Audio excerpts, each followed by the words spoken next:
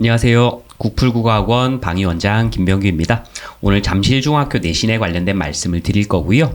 관련된 내용을 저희 학원 조하나 선생님께서 설명드리겠습니다. 안녕하세요. 네, 안녕하세요. 잠실중학교 3학년 맡고 있는 강사 조하나입니다. 반갑습니다. 네, 반갑습니다. 자, 일단 잠실중학교, 잠실을 대표하는 중학교 중에 또 하나로 볼 수가 있는 학교인데요. 이 학교 국어 난이도가 좀 어떻습니까? 중상 정도로 보면 될 것 같고요. 문제 자체가 어렵다기보다는 타 학교에 비해서 시험 범위가 좀 넓은 편이라서 공부해야 될 양이 많습니다. 상위권 학생들과 하위권 학생들 사이에 편차도 조금 큰 편입니다. 이게 시험 범위가 많은 이유가 있나요? 한 학기에 한 번 정도 시험을 보는 게 좀 몇 년째 굳어지고 있어서 그래서 범위가 좀 많습니다. 그러다 보니까 이제 계속해서 한 번에 중간기말 거를 다 본다? 네. 알겠습니다.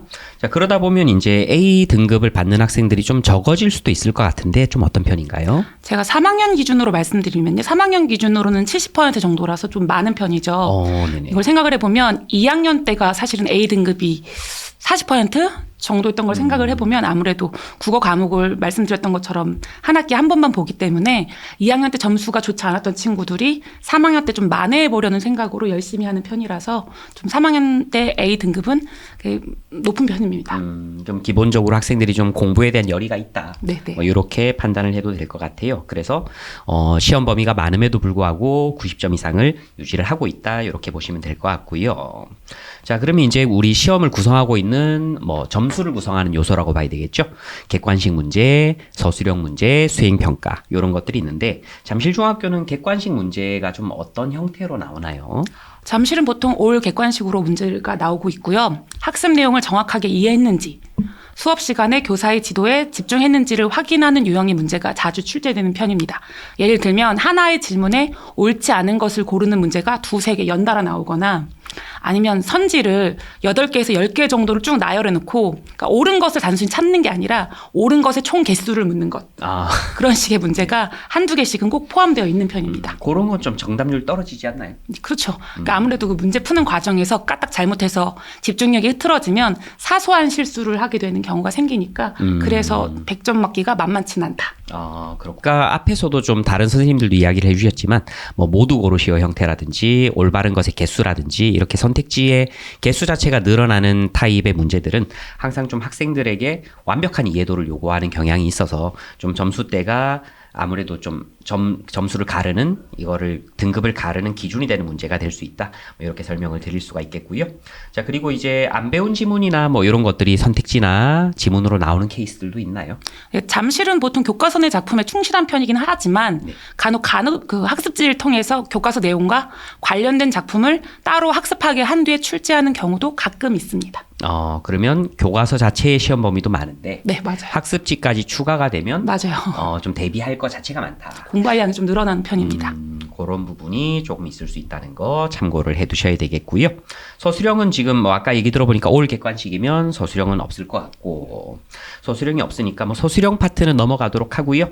수행평가에 관련된 이야기를 좀 들어보면 좋을 것 같습니다. 좀 수행평가 종류나 난이도 같은 게 좀 어떤 편인가요? 논술형 글쓰기를 제외하면 보통 잠실중학교 수행평가는 퀴즈 형식을 통한 개념 이해 여부 아니면 빈칸 채우기 등의 학습 내용의 이해 여부를 평가하는 것이 주를 이루는 한편 교사의 재량으로 학생의 학습 태도를 평가하기도 하거든요. 보통 채점에 반영이 돼요. 그래서 바른 자세로 교사의 지시에 순응하고 주어진 과제를 성실히 이행을 해야만 좋은 점수를 얻을 수가 있습니다. 이런 것들이 돼야 수행평가에 만점을 받을 수 있다? 네. 그럼 학생들이 이제 아무래도 수업 시간 분위기나 이런 게 조금 다른 중학교랑 다를 수도 있을 것 같아요? 평가 기준 자체에 들어있으니까 아무래도 좀 진지하게 임하는 걸로 알고 있습니다. 그렇군요. 이런 부분은 이제 사실 전체적인 수업 분위기나 이런 부분에 있어서 괜찮을 것 같고 그럼 그런 게 이제 수행평가에서 어떤 일종의 좀 주의해야 될 점이다라고도 생각을 해볼 수가 있을 것 같은데요. 정확하게 평가 기준에 교사 관찰 이렇게 써 있거든요. 의사소통 과정을 평가한다. 혹은 학생의 학습 과정을 면밀히 관찰한 뒤에 점수를 기재한다. 이런 것들이 포함되어 있기 때문에 좀 전에 말씀드렸던 것처럼 지도의 순응 그리고 바른 자세가 필요합니다. 네, 알겠습니다. 그러면 지금 이제 기본적으로 서술형은 없고 객관식은 좀 까다로운 문제들이 몇 가지 있는 편이고 범위가 넓다. 그리고 수행평가에서는 뭐 다른 부분보다는 학교 선생님과의 관계라고 얘기하기는 좀 그렇고 선생님이 이 학생을 어떻게 바라보고 있느냐 뭐 이런 것들이 좀 중요할 것 같다는 생각이 드는데요. 이 잠실중학교에서 A 등급을 받기 위해서 혹은 그걸 넘어서 가지고 만점을 받기 위해서는 어떤 식의 공부나 태도가 필요할지 한번 들어보도록 하겠습니다. 일단은 지필고사에서는 평균 90점 이상의 좋은 점수를 받는 것이 기본값이 될 거고요. 네. 그리고 수행평가를 제때 성실하게 참여할 것. 그리고 학교 학습 준비물 잘 챙기고 선생님 피드백에 제대로 따르면서 태도도 바르게 유지하는 것이 필요합니다. 그 정도면 이제 뭐 A는 어느 정도 받을 수 있을 텐데 만점까지 가려면 어떻게 해야 될까요?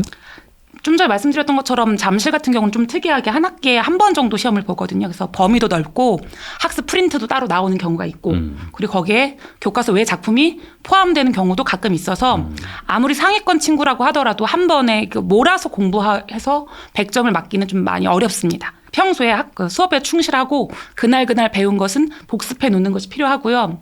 또 시험 기간에는 학원 선생님 강의 듣고 난 뒤에 질의응답을 통해서 피드백 과정을 충분히 거치고 과제를 성실히 하고 오답까지 정리하는 식으로 실수 요인을 제거해 나가야지만 100점을 맞을 수 있습니다.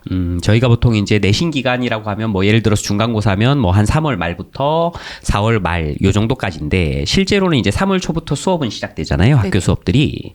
그러다 보니까 그 학교 수업부터 꼼꼼히 챙기고 또 이제 학원 내신 기간 시작되면 학원 내신 기간에도 또 꼼꼼히 챙기고 계속 그런 식으로 이 많은 학습량을 좀 견뎌내주고 이겨내줘야 잠실중학교에서 100점을 받을 수 있을 것 같다라는 생각이 드네요.